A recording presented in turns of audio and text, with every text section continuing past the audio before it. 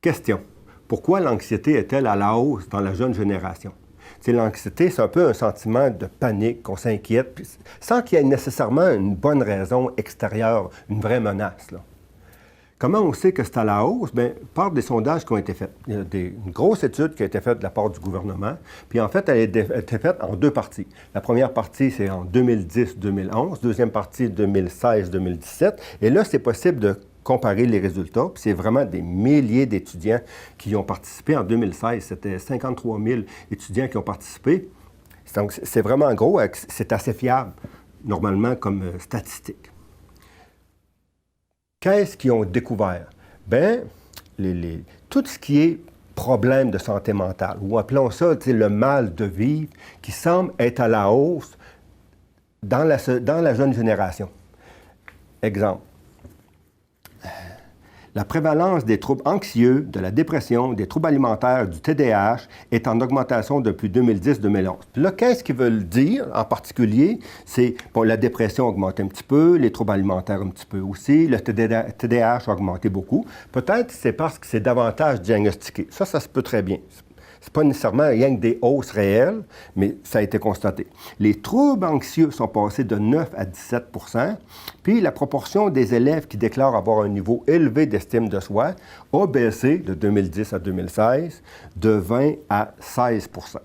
Le seul élément positif, je l'ai écrit parce que c'était le seul, c'est que le niveau élevé d'empathie est plus répandu auprès des étudiants. Mais ça ne donne pas nécessairement quelque chose à la personne elle-même. Ça n'augmente pas nécessairement son bien-être, mais il y a plus d'étudiants qui disent qu'ils sont empathiques envers les autres. OK. Donc, globalement, la détresse psychologique a augmenté de 21 à 29 %, puis surtout chez les filles. Il ne faut pas additionner tout ça parce que là, on dépasserait 100 %. Il y a des étudiants qui se retrouvent dans plusieurs catégories là-dedans. C'est possible que quelqu'un fait une dépression, mais il y a aussi un trouble alimentaire puis un trouble de TDAH, admettons. Ça, c'est possible. Mais n'empêche qu'il y a comme une constatation générale qu'il semble y avoir plus mal de vivre répandu auprès de la population. La population étudiante, mais des adolescents. Pour quelle raison? Une raison qui vient facilement à l'esprit, c'est l'éco-anxiété. Ce mot-là n'est pas encore dans le dictionnaire, mais probablement qu'il va l'être un jour parce que c'est un mot qui a de l'avenir. L'éco-anxiété, c'est que les jeunes sont préoccupés par les problèmes environnementaux. On sait qu'il y a la fonte tranquillement du pôle Nord, du pôle Sud aussi. Récemment, on annonçait que les ouragans ne sont pas moins forts, mais ils se déplacent moins rapidement, de sorte qu'ils ont plus le temps de faire des dégâts au sol.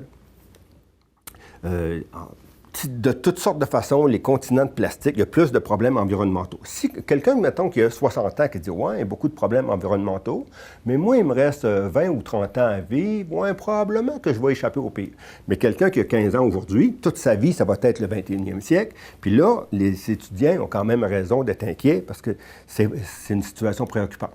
D'autres raisons qu'il peut y avoir, ça peut être par rapport aux habitudes de vie. Exemple, l'activité physique. D'après moi, il y a un lien entre l'activité physique et le bien-être psychologique. Or, il y a à peu près juste 30 % des adolescents qui font suffisamment d'heures de sport dans une semaine. Ce qui est recommandé, c'est 2h30 par semaine minimum. Puis il y en a juste 30 % qui font ça. Il y a aussi, peut-être qu'on pourrait dire dans les habitudes, peut-être l'alimentation. On mange beaucoup d'alimentation industrielle. Des chips, de la pizza, de la liqueur, tout ça, peut-être que ça a un impact sur le mental. Ça, c'est pas impossible. Mais dans le fond, en 2010, c'était déjà là, les chips, la pizza puis la liqueur. Je ne pense pas que c'est ça qui est l'explication que ça a augmenté. Une autre explication, on pourrait dire, peut-être c'est au niveau des relations. Tu sais, quelqu'un, supposons que, bon, moi, je me sens solide, OK, en moi-même. D'accord, mais j'ai quoi? Bien, j'ai des bons amis là, j'ai la famille là, ma blonde là, les collègues de travail, tout le monde autour. OK. Mais supposons que je perds les collègues de travail, je perds la blonde, les enfants sont partis, je perds les amis. Oh, tout à coup, tu sais, je me sens plus chambranlant, je me sens moins fort, même si c'est pas moi qui ai changé, c'est l'environnement. Et quand des personnes ont un gros réseau social, il y a plus de chances qu'ils se sentent forts, qu'il y ait moins d'anxiété, tandis que dans la jeune génération, bien, il y a à peu près la moitié des parents qui se séparent. Dans la famille, il y a 1, 2, 3 enfants peut-être. Il y a un réseau d'amis, oui, mais tu sais, ça peut-être... Mais encore là, ça n'a pas nécessairement décliné de 2010 à 2016 parce que c'était déjà là que la famille est plus petite, est une institution moins importante. Qu'est-ce qui a pu changer? Là, il y a une autre section de l'étude gouvernementale qui a été faite, ces jeunes, qui montrait que les compétences sociales des jeunes ont diminué. Citation, ainsi, dans l'ensemble, on note un net recul depuis 2010-2011 quant aux compétences sociales des jeunes. Puis, qu'est-ce qu'on entend par là? C'est différents indicateurs, comme la capacité à résoudre des problèmes a diminué, les aptitudes des relations interpersonnelles, ça a diminué, sentiment d'efficacité personnelle, autocontrôle, tout a diminué, puis là, il n'y en avait pas de positif.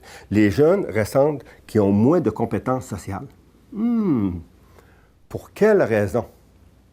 D'après moi, la grosse raison, qu'est-ce qui s'est passé entre 2010 et 2016? C'est la diffusion des médias sociaux, de tout ce qui est numérique, des cellulaires. T'sais, moi, en 2008, j'avais un cellulaire, là, disons, il fallait pitonner tranquillement. C'est difficile de devenir super dépendant dans cette situation-là. Puis on a l'impression que l'iPhone, ça existe depuis longtemps, mais c'est depuis 2007. Puis c'était quand même assez dispendieux. Tu sais, avant que ça se répande, en 2010, je ne pense pas qu'il y en avait beaucoup chez les jeunes, mais maintenant, il y en a vraiment beaucoup. Donc, qu'est-ce qui a changé? C'est la diffusion des appareils numériques dans la société, dans le fond. Puis ça implique toutes sortes de nouvelles habitudes que toute la population peut avoir. Ce n'est pas spécifique aux jeunes, mais je vais vous en énumérer les principales habitudes maintenant qu'on peut constater. Par exemple, l'atasagoraphobie, c'est-à-dire que c'est la peur d'être oublié de la part des contacts numériques. Quelqu'un envoie une photo, personne n'a mis de like. C'est à peu près ça. Le FOMO, c'est l'envie pressante de connaître le message. Quelqu'un est en train de conduire, puis il entend, il y a eu un message sur son cellulaire, puis il dit « Oh, j'aimerais ça regarder, j'aimerais regarder. » Un peu tout le monde a ça, le FOMO. Dormeur sentinelle, c'est rendu que beaucoup de gens dorment avec leur cellulaire, puis à tout moment, ils peuvent se réveiller. Ils se réveillent, ils regardent « Ah non, j'ai pas eu de message. » Ou encore « Il y en a, puis je vais texter. » Ou encore « Il y a un message qui réveille. » La nomophobie, c'est la peur intense d'être séparé de son appareil numérique. Juste un petit témoignage par rapport à ça. Il y a un professeur de cégep qui me racontait que lui, dans sa classe, il a mis comme règlement que les étudiants n'ont pas le droit d'utiliser le cellulaire, sinon il va y confisquer. OK. Un jour, ce qui devait arriva, c'est-à-dire qu'il y a un étudiant qui est en train de texter, le professeur le voit et dit « Hey, tu connais le règlement? Je t'enlève ton cellulaire. Okay. » Pour une semaine. Au bout de 3-4 jours, l'étudiant, il revient dans le bureau du prof et dit « Monsieur, j'ai plus de vie. Pouvez-vous me rendre mon cellulaire, s'il vous plaît? » Oui. C'était tellement cruel que là, il a rendu le cellulaire. Mais c'est pour dire à quel point, là, c'est comme on a notre vie là-dedans. C'est quelque chose d'essentiel, puis on fait de l'angoisse aussitôt qu'on le perd. Le snobbing, dans le fond, ça, c'est l'impolitesse qu'il peut y avoir à texter tout le temps. T'sais, durant un repas, maintenant, ça devient presque la normalité. Quelqu'un dit « Ah, j'ai reçu un message. Ah, je vais envoyer un texto. Ah, je vais regarder sur Google. » C'est comme une forme d'impolitesse, on pourrait dire, cette affaire-là. L'exposition numérique de soi. Ça, c'est une autre chose un petit peu étrange. Bien, c'est pas tout le monde, mais il y a des gens qui aiment ça mettre leurs photos de chiens, puis là, ils disent qu'ils sont brossés les dents, ils sont levés à telle heure, là, ils sont allés courir, là, ils ont fait ci, puis ils veulent informer la planète de leurs activités quotidiennes que tout le monde fait. C'est quand même un peu bizarre. Donc ça, c'est l'exposition numérique de soi. La pratique du multitâche médiatique, c'est le fait de faire plusieurs choses en même temps avec son cellulaire en main. Comme quelqu'un me disait que, la personne elle disait qu'elle prenait sa douche, puis en regardant Netflix avec son cellulaire. Je dis, ouais, puis textes-tu? Oui, des fois, je peux texter aussi en plus. Ah, oui. Okay. C'est de faire n'importe quoi, dans le fond, le cellulaire à la main. Ou comme conduire l'automobile, ou marcher simplement sur le trottoir. C'est pas rare qu'on voit ça. Enfin, le signal fantôme, c'est le fait... Le cellulaire est tellement important dans notre vie que des fois, on pense... Ah, j'ai reçu un message, je regarde. Ah non, on n'a pas eu. On l'entend pareil. On appelle ça le signal fantôme. C'est juste l'impression d'avoir entendu une alerte, mais en même temps qu'il n'y en avait pas. Ça montre la dépendance qu'il peut y avoir. Donc ça, c'est pas spécifique à la jeune génération, mais ça s'est développé au cours des années 2010, durant la décennie. Puis quand quelqu'un, mettons, devient cyberdépendant à 60 ans, bien, on s'attend que ça ne soit pas aussi profond que quelqu'un qui devient cyberdépendant à 12 ans. Bien, la jeune génération, dans le fond, c'est ça. Ils ont beaucoup de relations numériques, ils passent des heures là-dessus. Puis moi, ce que je pense, c'est que Oui, il y a une détérioration, on pourrait dire, du bien-être psychologique. Pour quelles raisons? Parce qu'ils ont moins de compétences sociales pour communiquer. Pour quelles raisons? Bien, parce qu'ils passent des heures sur le numérique de toutes sortes, à texter puis à avoir ces activités-là. Hypothèse.